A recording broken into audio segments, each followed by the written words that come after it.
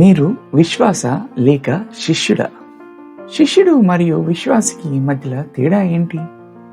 విశ్వాసి అంటే యేసుక్రీస్తును దేవునిగా విశ్వసించి ఆయనను తన ప్రభువుగాను మరియు సొంత రక్షకుడుగాను స్వీకరించిన వాడు.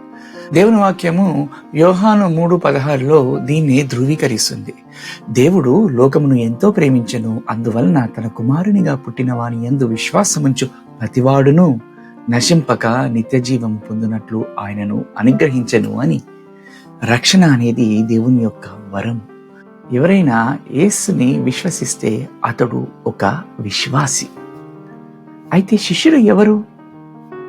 శిష్యుడు అనగా మొదట విశ్వాసిగా నిలబడి తరువాత విశ్వాసములోను దేవుని యొక్క కృపలోను మరియు ఆయన యొక్క మహిమలోను పెరుగుతున్నవాడు.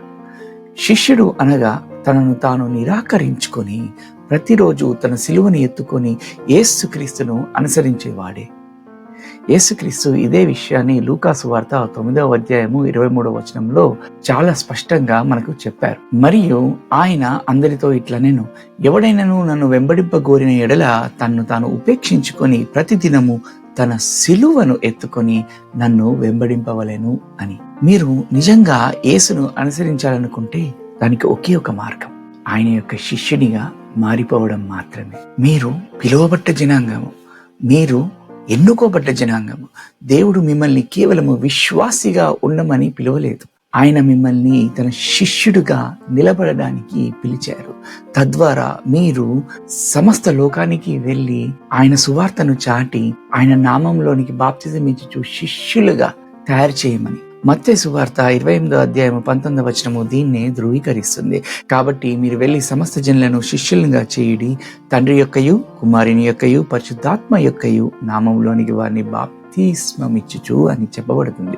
మీరు ఎప్పుడైతే శిష్యునిగా పిలువబడ్డారని మీరు గ్రహిస్తారో అప్పుడు దేవుడు తన యొక్క శక్తితోనూ మరియు తన యొక్క అధికారముతోనూ మిమ్మల్ని అభిషేకిస్తారు. కేవలము విశ్వాసిగా ఉండకండి, దేవుని యొక్క శిష్యునిగా ఎదగండి. ఆయన యొక్క శక్తితోనూ బలముతోనూ అధికారముతోనూ సర్వలోకానికి వెళ్ళి సర్వ సృష్టికి ఆయన యొక్క శుభవార్తను పంచి ప్రతి ఒక్కరిని ఆయన యొక్క శిష్యులుగా తీర్చిదిద్దండి. దేవుడు మిమ్మల్ని దీవించును గాక.